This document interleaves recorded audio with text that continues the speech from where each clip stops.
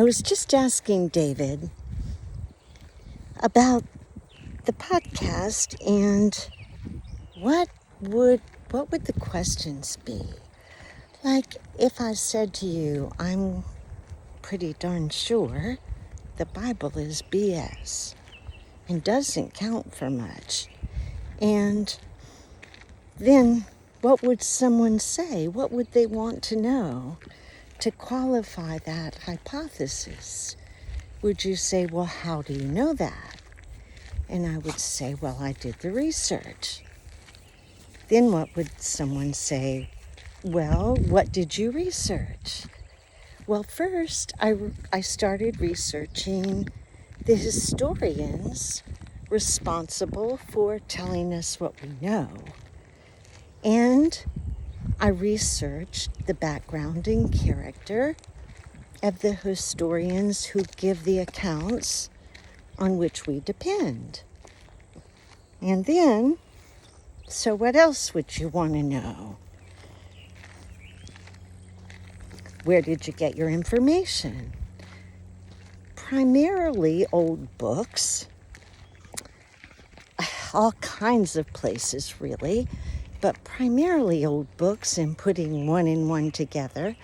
And it's all there, particularly in like Loeb's classics and some of the, like the Peloponnesian War, Victor Hansen, what's his name? David Victor Hansen, I think. Anyway, that he wrote or played a role in, that gave a great timeline that kind of revealed the truth about Aristotle and things like that. And then you begin to find out some of the customs, and we've always known that Egypt didn't line up. There were just some big mysteries that didn't make sense, and everybody was just okay with it. But I'm not. And then we knew that there were all kinds of ancient artifacts here that are just ignored by our literature and people. And there are places that are hidden. And on and on and on. And so that was a part of it. And then I ran into, in my research, the first guy I ran into that was helpful was Randall Carlson, and I took a class on sacred geometry from him. And man, that blew my mind when I started seeing the relevance of numbers and how numbers make up this world. Not math, because math doesn't always equate, most of the time, but not always. There's so many things that I thought the scientists knew, but they don't. Lots of stuff.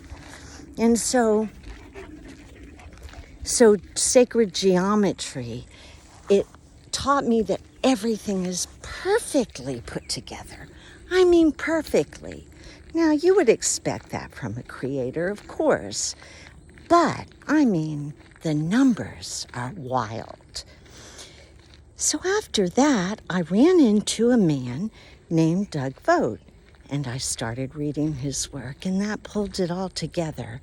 Of course, that was a couple years ago, and I'm still studying his work. But basically, what he figured out was that Calpurnius Piso, wrote the New Testament, and he had aliases. So the basic thing that Doug did for me was turn me on to the codes that are necessary for understanding the Torah, because the numbers are what's significant in there.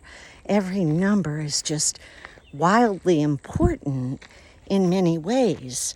And there were a number of discoveries that Doug made. For instance, the measurement of the sacred cubit. It's so important. And he figured that out, and that kind of connects everything. But primarily figuring out that Calpurnius Piso he and his family wrote the New Testament. And the aliases. early on, I think one of my first discoveries was that Josephus was fake. And that was an easy tell. I don't understand for the life of me why anybody else hasn't looked and said the same. I don't get it, because for me, once I read about Josephus, it was blatant deception. I mean, blatant, really.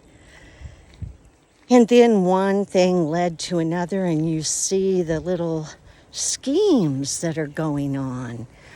Now, looking back, I can just imagine what fun they had with it all. And today, I uncovered an article that pointed to actually the Greek, one of the older Greek translations actually had Piso in, we know of Mark, definitely Mark. And, probably he was copying the Stoic ideas of Seneca in Mark. But Doug even did the, like the pomp and circumstance, the tempo of the writing says something. And so he was great to pull all that out and figured the New Testament out. Revelation, I think, was written by somebody else, and that's a whole nother can of worms. But the Torah, the first books, were primarily code. I know that my Jewish friends say that they study them and use them. That makes absolutely no sense to me.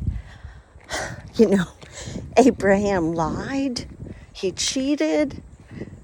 They did everything. Look at Jacob. Look at Joseph. And that was one of the key things, Joseph. Key things for me. I love Joseph. That was my favorite. The coat of many colors, who doesn't love that, right? I mean, talk about marketing. There's no better job of marketing than the good old Biblio. So Joseph looks like, to me, this is what I've concluded, that he went over there, he interpreted the dream. He was a sly old guy, interpreted Pharaoh's dream, thanks to the butler, and was made a regent, or, in charge of all the 7 years of great plenty and the 7 years of famine. And then it looks like he took the wealth, because there was so much they quit counting it, and took it for himself. And that guy, he may have been married to Hatshepsut, the female queen or Pharaoh that even made a beard. And but anyway, the whole Joseph story is so convoluted. And when you start figuring out the details and the truth of it, it's wild stuff. Today, I did find an article saying that this particular researcher says that he's pretty darn sure that David and Solomon aren't real. What we know in the history books or in what we've got doesn't reconcile, and I've got all that at home. So how do you explain to somebody that this book that the world acknowledges as the Word of God, that it's fake? So what questions do you ask? What do you need to know? There's absolutely no doubt in my mind. And the biggest thing that it does for me is makes me realize that we are in a simulation. It can't be any different. And the more I think about it, aren't these the cutest things?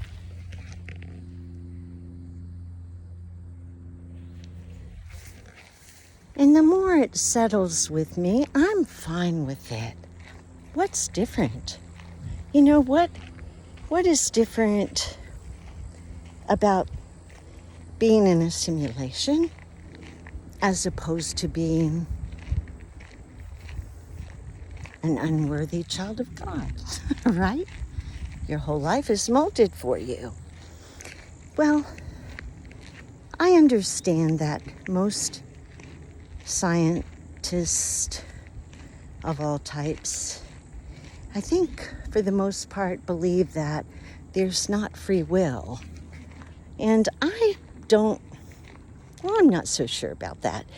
The way I look at it is that, yes, I think we're programs, each of us, and I think that's why astrology works, is because perhaps the program was based on the planets. Everything else was in the sun.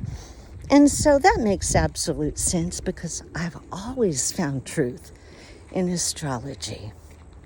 So, in the basics of it, and numerology is absolutely crazy true. And if you just take a minute to try it, you'll find out. So, where was I?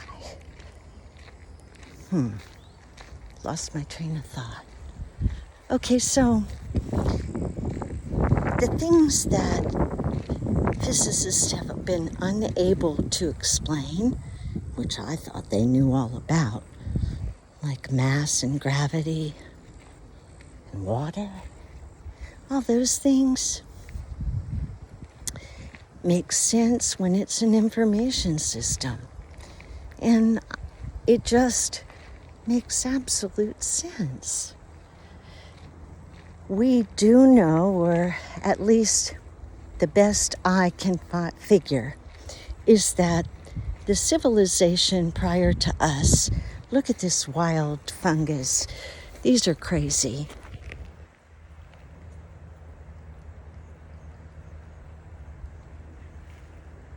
I took some of those blueberries home to eat, but I didn't do it because I need to look them up.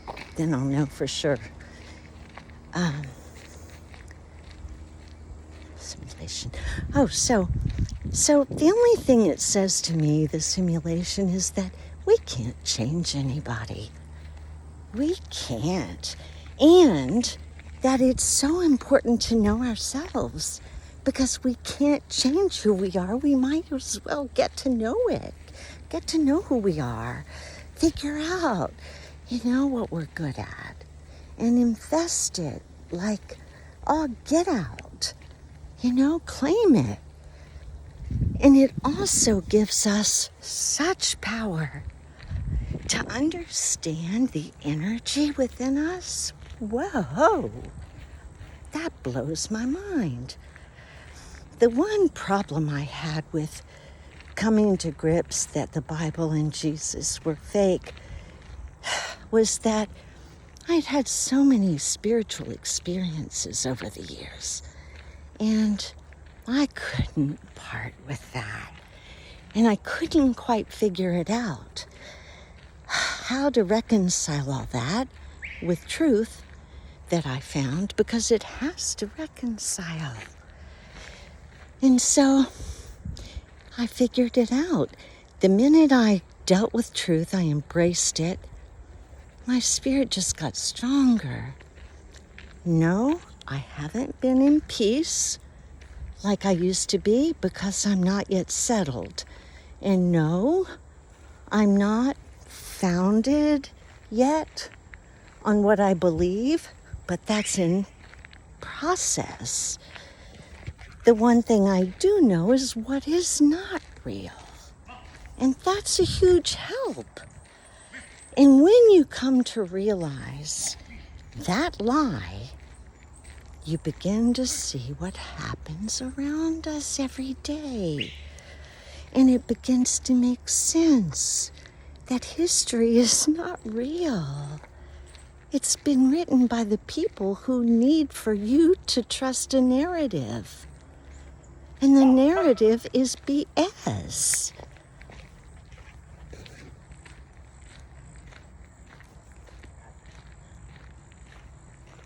He goes back there. He chased the critter. I saw the critter run across the road and he chased him, so who the fuck knows it? He'll come.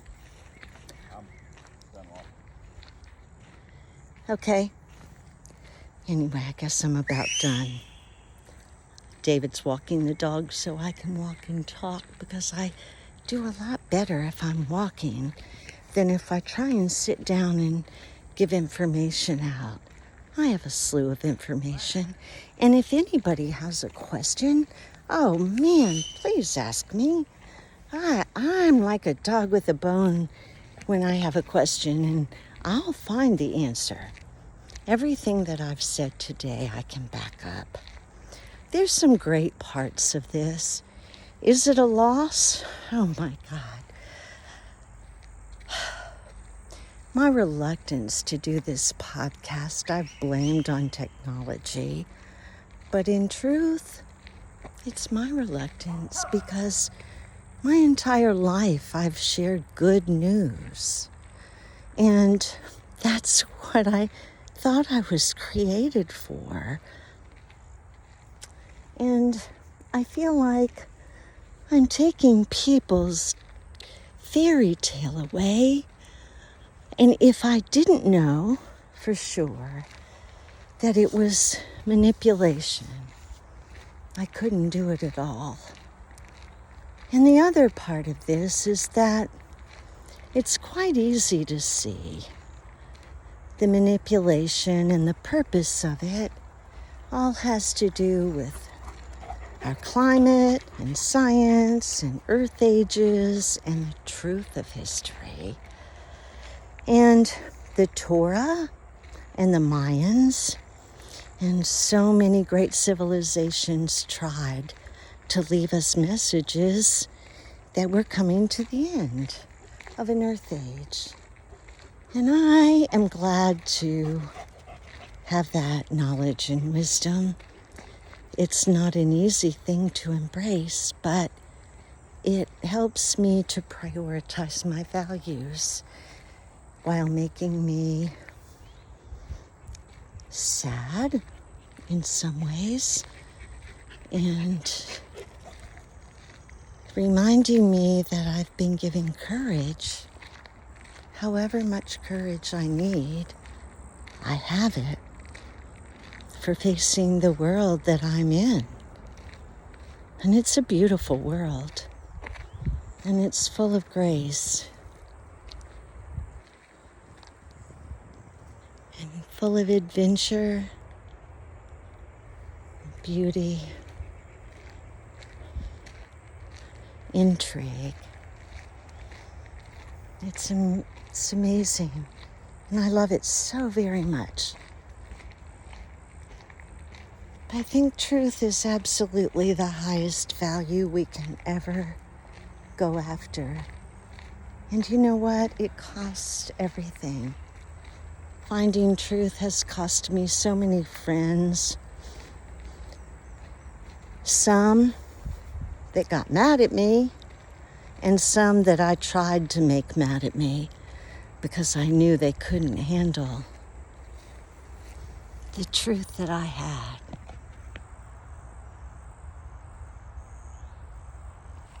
I love those little stars. And so I'm down 1,500 friends because I was ugly about what I found out, because it upset me. And I wanted to blame someone. I wanted to be mad. I wanted to think that there was some evil man or some evil guy behind the curtain that was to blame, like the Wizard of Oz, that I could just go there and get everything straightened out and figure out why, just why. But there is no man behind the curtain. It's you and me. That's who's here. And we've been given brilliant tools, supernatural ability, energy, light, everything we need to figure this place out.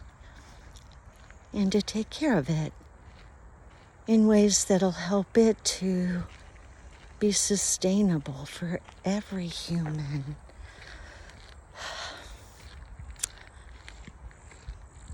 This is not what I thought my life would end up like at all. I thought I would be giving motivational, beautiful Jesus talks all over the world. If anything, this isn't that. But truth is good.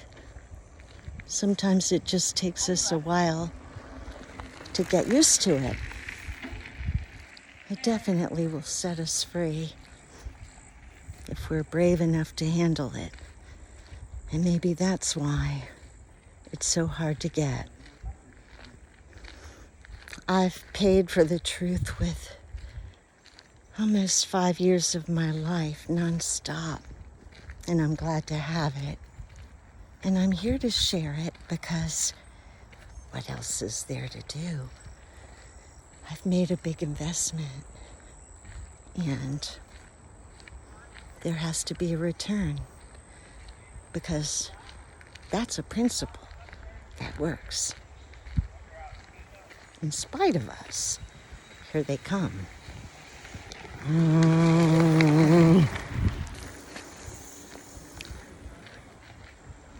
So, till next time, over and out.